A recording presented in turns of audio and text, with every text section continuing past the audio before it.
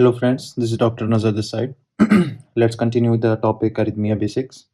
तो हमने ये देखा था कि साइनस अरिथमिया ओरिजिनेट करता है एसए नोड से, मतलब एसए नोड में कुछ पैथोलॉजी है, उस वजह से ये साइनस अरिथमिया हमें मिल सकते हैं। पहला देखते हैं physiological sinus arrhythmia. Physiological sinus arrhythmia का ये मतलब हुआ कि बेसिकली आपका पीक्यूआरएस कॉम्प्लेक्स बन रहा है, ठीक। एरिथमिया का ये मतलब हुआ कि वो चीज़ हो रही है फिजियोलॉजिकली, ठीक है। फिजियोलॉजिकली का ये मतलब हुआ कि मान लो जैसे अब ये हमारा ब्रेन है, ठीक।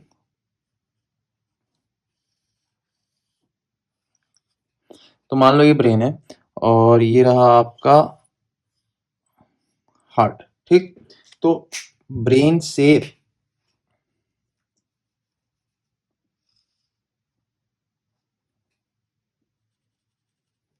तो जो एसए नोड होता है वो बेसिकली हमारे सेंट्रल नर्वस सिस्टम के इन्फ्लुएंस में रहता है, तो मतलब वेगस नर्व के थ्रू, ठीक। क्रेनियल नर्व नंबर 10, ठीक है। तो जब भी क्रेनियल नर्व मतलब वेगस नर्व स्टिमुलेट होगी तो एसिटाइलकोलिन रिलीज होगा, एसए नोड डिप्रेस हो जाएगा, मतलब vagus has a inhibitory effect on SA node, ठीक है।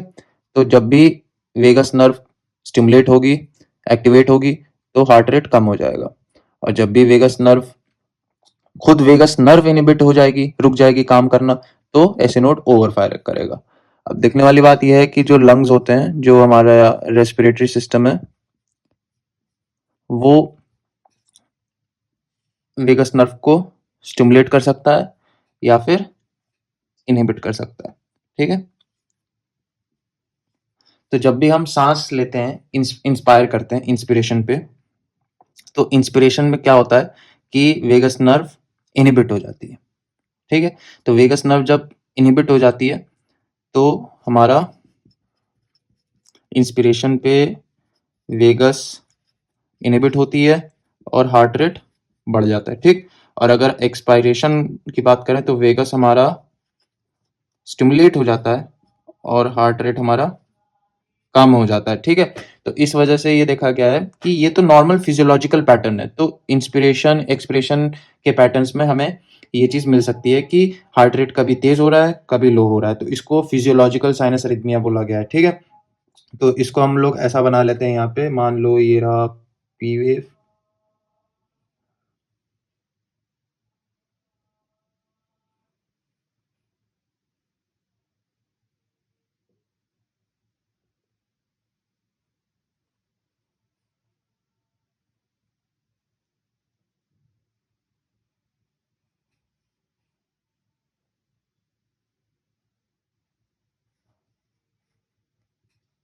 ठीक।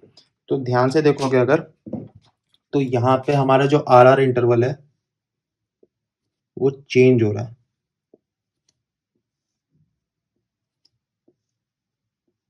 ठीक। मतलब कि इंस्पिरेशन पे हार्ट रेट बढ़ जाता है, स्लाइटली इंक्रीज होता है। मैं ये नहीं कह रहा कि हार्ट रेट 40-50 का हार्ट रेट का डिफरेंस आ जाएगा, ये नहीं कह रहा। बहुत हल्का सा 5 ±5 हार्ट बीट्स हो सकता है, ठीक है। तो इंस्पिरेशन पे हार्ट रेट बढ़ रहा है, मतलब आर आर इंटरवल्स क्लोज आ रहे हैं, और अगर आर आर इंटरवल्स दूर हैं तो एक्सपायरेशन की बात हो रही है, ठीक है। साइनस टैकीकार्डिया जैसे मान लो, साइनस टैकीकार्डिया हमें दिखता है, मान लो कहाँ पे दिखता है, एक्सरसाइज, ठीक है। एक्सरसाइज में दिख सकता है, एक्सरसाइज में दिख सकता है, या फिर आपको फीवर में भी दिख सकता है, ठीक है। या फिर T3 बढ़ गया हो, T4 बढ़ गया हो, ठीक। तो इन सब केसेस में हमारे साइनस टैकीकार्डिया मिल सकता है। साइनस टैकीकार्डिया का ये मतलब हुआ heart beat is more than 100, ठीक है। तो फंडा यही रहेगा।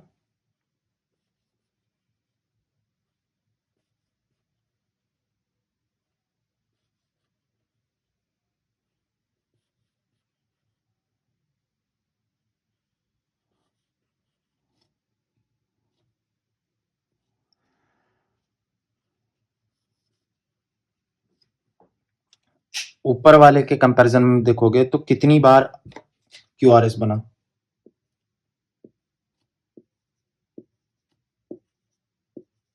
यहाँ पे इतने ही ड्यूरेशन में 1 2 3 4 5 बार बना है, और इतने ही ड्यूरेशन में यहाँ पे 1 2 3 4 5 6 बार बना है।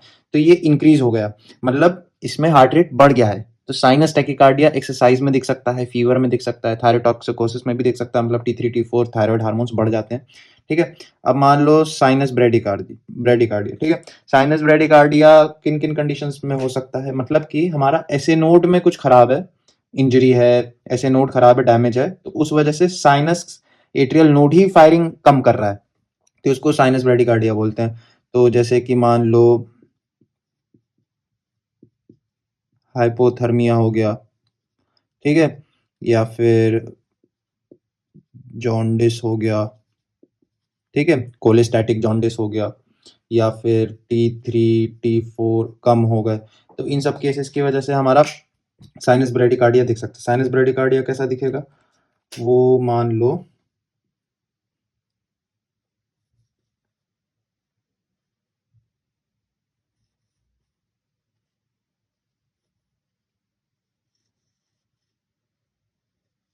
ठीक है, तो इस तरह से बनेगा। तो ध्यान दोगे तो कितनी बार QRS आया, 3 बार ही आया, इतने ही टाइम ड्यूरेशन में 3 बार आया, तो इसको साइनस ब्रेडिकार्डिया बोलते हैं।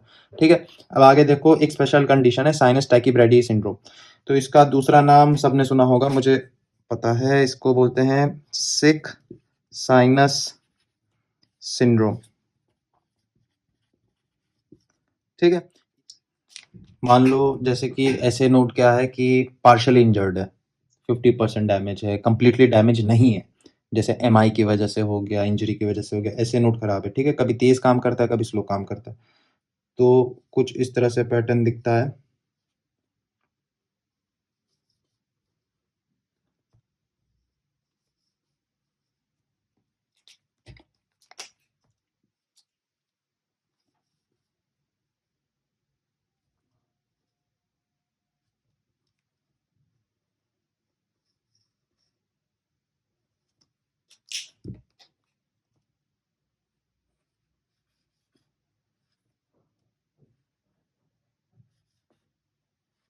ठीक है।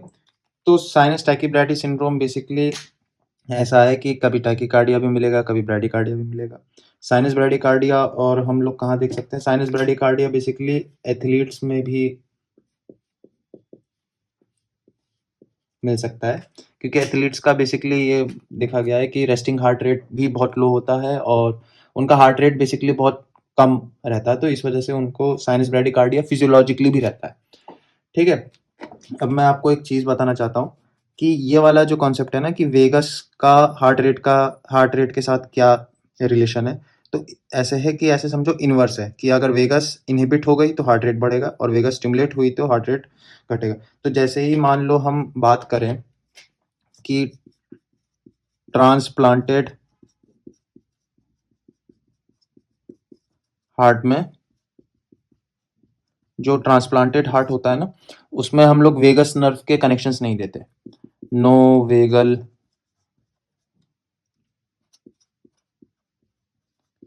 कनेक्शंस।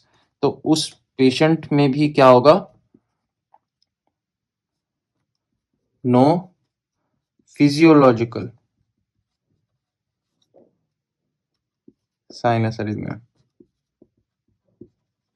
मतलब जिन पेशेंट्स को ट्रांसप्लांटेड हार्ट रहता है उनको वेगल कनेक्शंस नहीं होते हैं, वेगस हम लोग नहीं कनेक्ट करते हैं, तो उस उन पेशेंट्स में जो ब्रीदिंग के साथ जो पैटर्न मिलता है, हमें ब्रीदिंग के साथ जो हार्ट रेट का वेरिएशन मिलता है, वो एब्सेंट होता है, तो उन पेशेंट्स को कभी हो ही नहीं सकता फिजियोलॉजिकल साइनस अरिथमिया। तो I hope you got the concept behind the sinus arrhythmias. Thanks for watching, stay tuned.